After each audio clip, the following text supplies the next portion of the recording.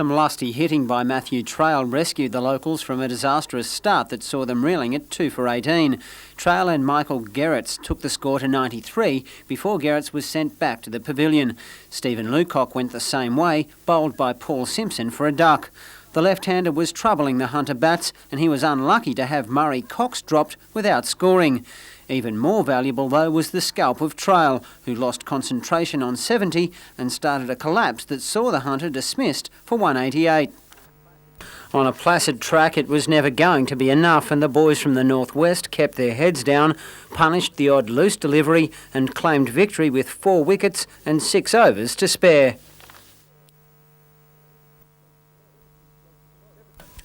Ever since Lake Macquarie City Council began looking at its operations for next year, the question of the rating system has loomed large among the aldermen. But after considering a number of proposals, including an increase in the minimum rate by 18% to $350, the council has decided to make no changes to the current land value system. The present system is the only system that we as a council believe will work for 1992. Alderman Carley says the system could be changed in the future, with a task force of community members and aldermen being formed to investigate other rating proposals. But a group of residents who say they're paying up to $3,000 a year under the present scheme have damned the council for not considering a new system based on locality. And the decision adopted by this council last night, in my opinion, shows that they are uncaring, ill-informed, and it really was orchestrated by a Labor-dominated caucus. While Lake Macquarie is sticking with the old rating system, it's voted to drop out of the Hunter Region Association of Councils, saying there should be separate organisations for the Upper and Lower Hunter. The problems of the Upper Hunter are not the problems of the Lower Hunter. And if we had separate agendas addressing those problems, I think that it would go better with the federal and state governments. Other members of the association are disappointed with Lake Macquarie City Council's decision to withdraw. Jeff Mabry, the group's treasurer, says the absence of Lake Macquarie could dilute the effectiveness of the association, particularly when it comes to presenting a united regional voice in Sydney or Canberra. Changes and cutbacks are on the agenda at Newcastle City Council tonight when it discusses its budget for next year. While the rating system is expected to be unchanged, a number of community services will be axed or reduced, including the closure of Lambton Library. Scott Bevan, NBN News.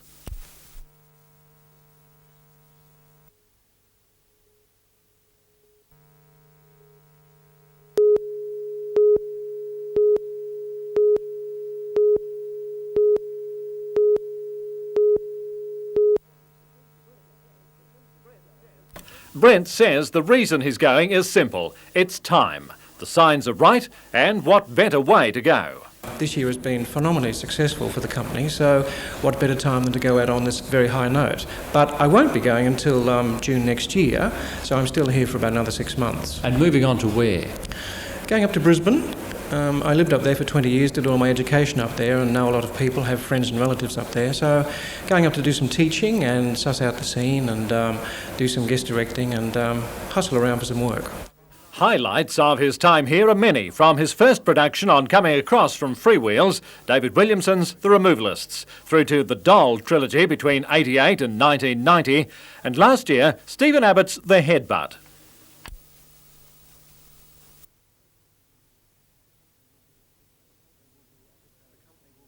The company will be advertising for a new artistic director in the new year, and we'll advertise, interview people and select somebody and hopefully have a crossover time with me and that new person in June before I go.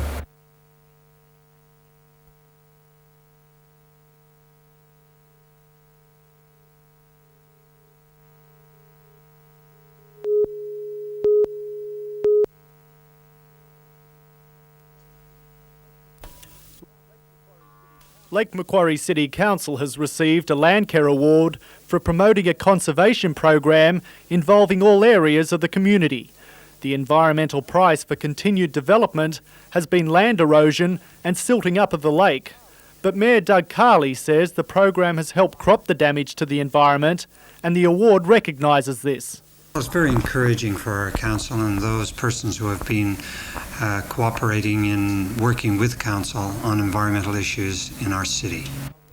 Also among the winners, Coal and Allied for mobilising the Catherine Hill Bay community to rehabilitate both company and public land in the area. The town's June Care program has included an extensive tree planting scheme and banning vehicles on beaches. Both Lake Macquarie City Council and Coal and Allied will now compete against Land Care Award winners from across Australia in the national titles early next year.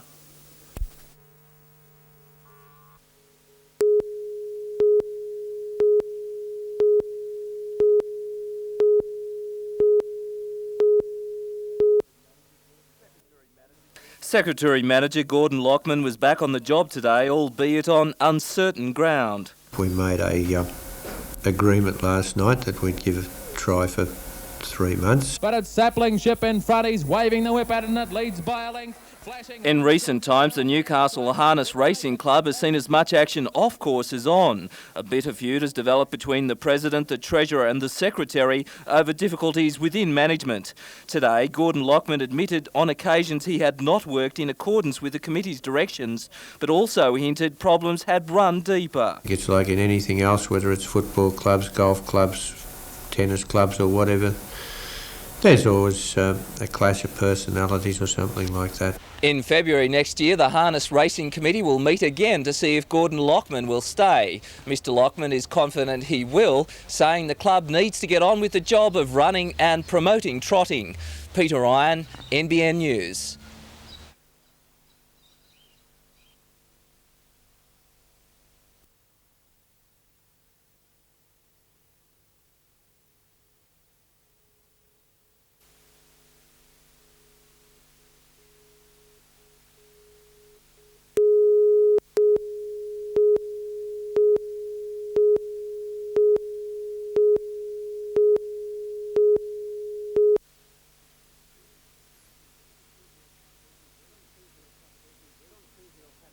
John Toohill had every reason to celebrate today following a decision by the Newcastle City Council to approve his plans to expand the beach hotel. We've been planning it for quite a while, but I first put a development application in 1989, so it's taken quite a while because of problems with neighbours and with parking, problems of which I must say have been resolved through discussion with those neighbours.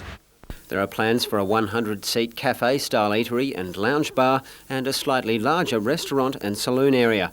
The existing beer garden will be expanded and the entertainment area maintained. We rely at the moment solely on entertainment and young people. We will just be broadening the base of the hotel. Work on the $1 million project will begin next winter and should be completed by mid-1993.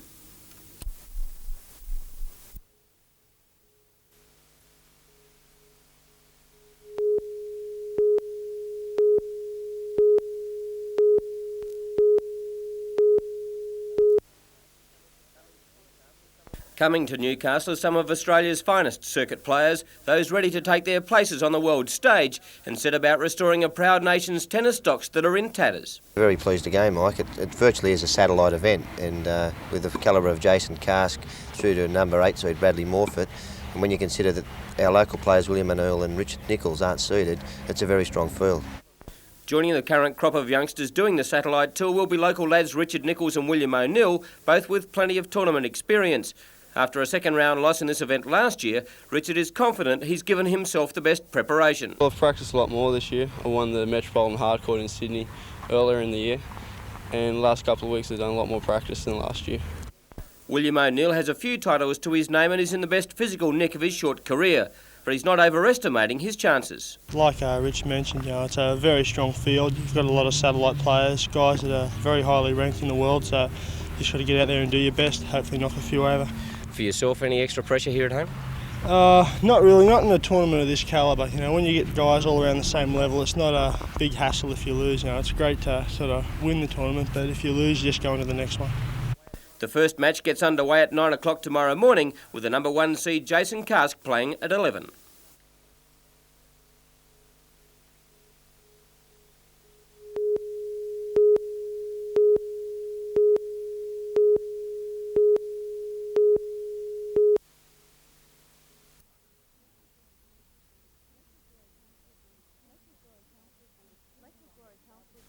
Lake Macquarie Council bought its first one-man garbage truck 2 months ago. So far, only 2 runs have changed over to the system, but progressively, during the next 12 months, all Lake residents will have green stickers placed on their wheeled bins, explaining the operation. We're asking people to put them in the positions that were indicated when we put a sticker on the can. This will help us, of course, and help our staff to pick it up. Council hopes to buy 12 trucks, each valued at $180,000. Council is confident the costs will be recouped. 28 positions will be lost in the garbage section, all through natural attrition.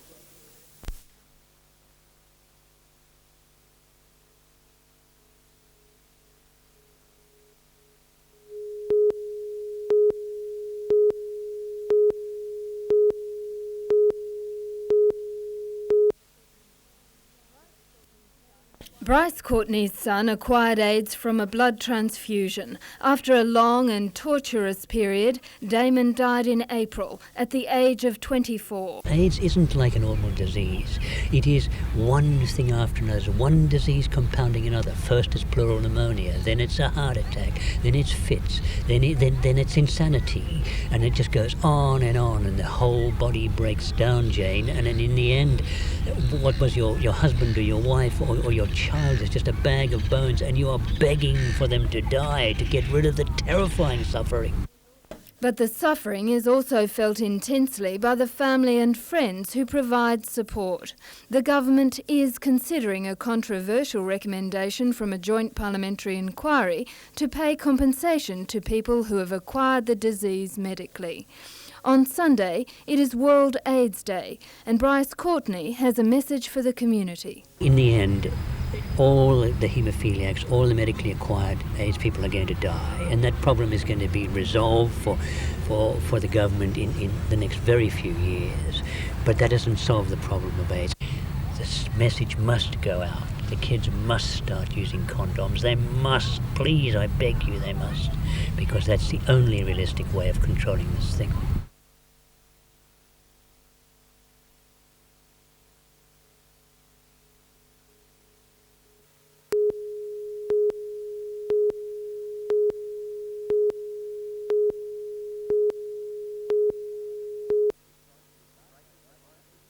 The Breakers were minus a striker with Barclay out, and that was costly for the locals, as many of their shots were from long range and didn't really trouble Jeff Olver. Chua was fighting for his career and showed skill offloading to Heddle. Then Nick Meredith put Olver under more pressure. Heidelberg hit back, turning defence into attack, and Russell was brilliant in saving Kevin Muscat's cracking shot. Just before the break, Mayo slotted one into the box, Kosh was on hand, and the deflection was met well by Chua, but the shot was wide. The second half fortunes fluctuated for both sides, Hunter getting in behind the defence on numerous occasions. The visitors did score, but the referee ruled he hadn't signalled for play to resume. Play quickly switched to the other end, and Olver was again caught out, but no goal. Heidelberg then could consider themselves unlucky they didn't get a penalty, as Palasides was brought down inside the box. Heddle tried desperately to separate the two teams, but his shot was just wide. And with only seconds left in the match, Slifkes nearly stole the 2 points for Heidelberg.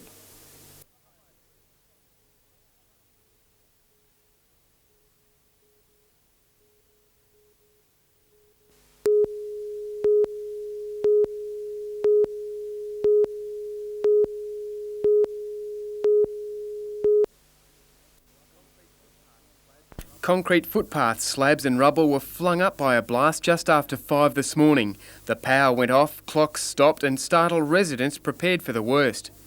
I thought, my God, don't tell me it's another earthquake. And then about 20 minutes later it went off again.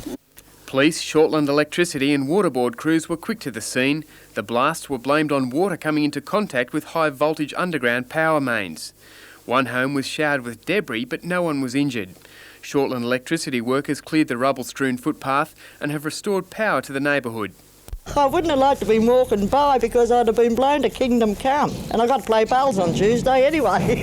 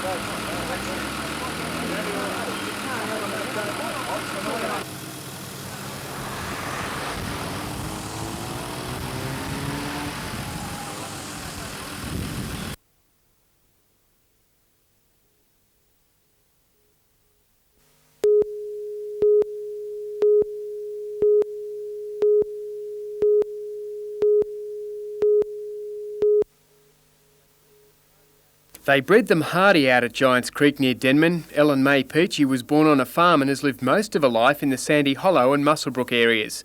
Children, grandchildren and great-grandchildren paid their respects. The Prime Minister and the Queen sent telegrams.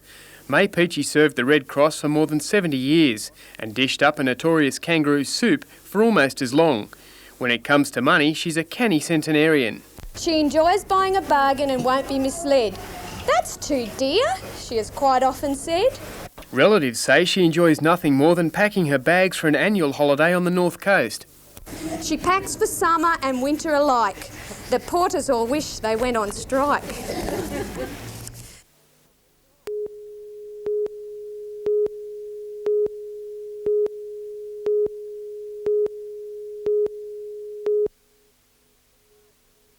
The fire began soon after 1 o'clock this morning. It's believed to have started in the power box. Within minutes, the Fibro home was engulfed in flames. The residents, a young woman and her 2 children, were visiting family on the south coast. Today they were told of the damage. Books and beds turned to ash. What was still standing was melted out of shape or burnt to a skeleton.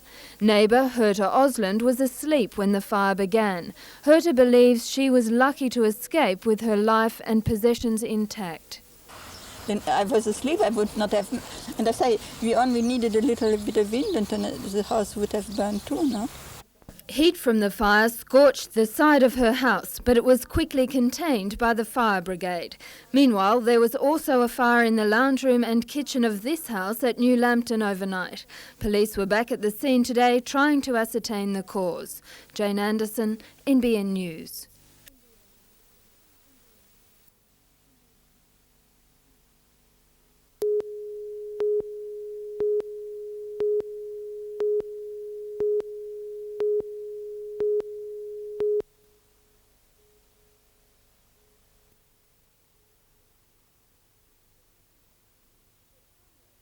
For some, the fair was an opportunity for a leisurely stroll along King Street. For others, it was perfect weather for a Sunday snooze.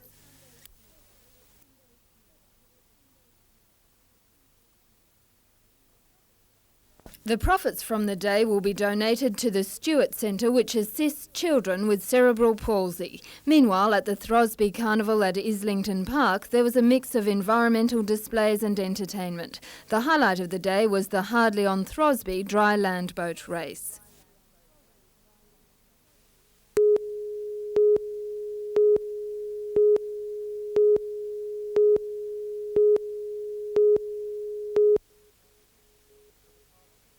For the past 6 years, the Thomases' daily schedule on their dairy farm near Stroud has been dictated by the milking of the cows. But since the onset of the drought and a $20,000 overdraft, the Thomases have added another activity to their routine, searching for government assistance. Mrs Thomas, these are the forms from the New South Wales Rural Assistance Authority. Nerida Thomas was chasing information this morning about the federal government changing the rules for the Job Search Allowance, or the dole. Before, farmers had to sell up and look for work to be eligible for the allowance. But now those who can't borrow anymore but are on farms that will be profitable again after the drought, can qualify for assistance. Mrs Thomas, however, remains sceptical. When I rang and I inquired about it, I just kept getting put from one department to another. All it did was run the phone bill up and I got nowhere. Ivan Thomas has already lost 50 cows to the drought and he can't keep up with the $6,000 a month feed bill. Yet he's demoralised by the thought of accepting a handout. Well, I don't think any farmer really wants a gift. They'd be better off with something we're quite willing to pay back with a lower interest rate we can afford to do. While the federal government is making provision for 2,000 farmers to receive assistance, the feeling on the land is that's only a minute fraction of those who are stricken by the drought. Well, I think given that there's 50,000 farmers in New South Wales and quite a few of those are in financial difficulty, and probably 200,000 farmers in Australia, that 2,000 is not going to go very far.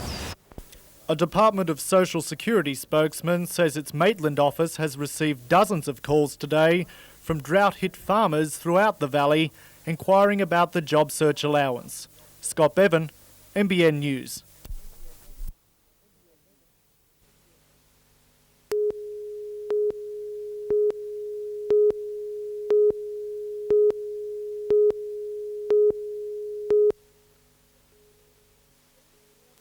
Dennis Warner was the skipper of the 11-metre vessel Ngluka, which set out on a pleasure cruise which ended in tragedy.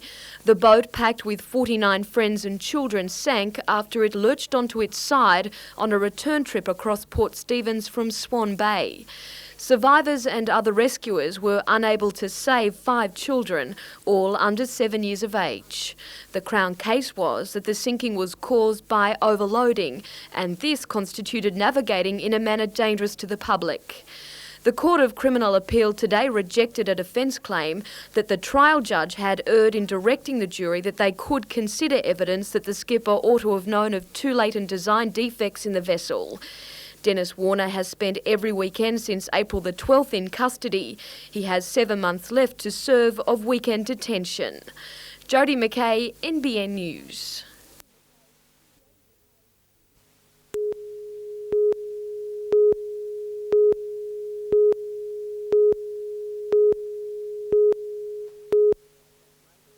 It may not look like it, but this is a crime scene. Shopping centres are being targeted by thieves on the lookout for some Christmas cheer. This year we've had a bit of a shock. We tried to brace ourselves for it, but I think with the economic climate the way it is at the moment, there's a few more people unemployed. People do have needs to fulfil through Christmas. According to the Retail Traders Association, $400 million worth of product is lost through shoplifting and theft in New South Wales each year. Here in Newcastle, major stores lose about $3 million. At Garden City in Newcastle, in separate heists, $10,000 worth of jewellery, $2,500 worth of CDs and tapes, and suits valued at $2,000 were stolen. That's just in the last 2 weeks, all during shopping hours. Police are increasing patrols, including plainclothes officers who will be mingling with shoppers. Security people at major centres are also on the lookout. Shopkeepers too are being more careful. Always on the lookout, but up to Christmas seasons, we're really keeping an eye out. While the robberies are a reflection on the tough times, it's also an attack on other shoppers who must pay for the losses through price rises. Peter Ryan, NBN News.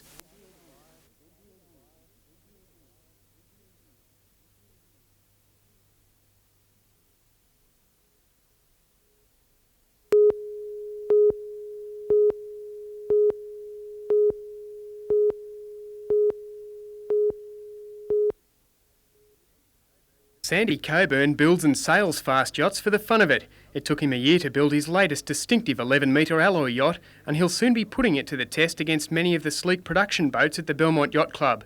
His last boat, Footloose, built for a fraction of the cost of other craft, left a few red faces by winning its share of club races. Oh, they hate me, I suppose.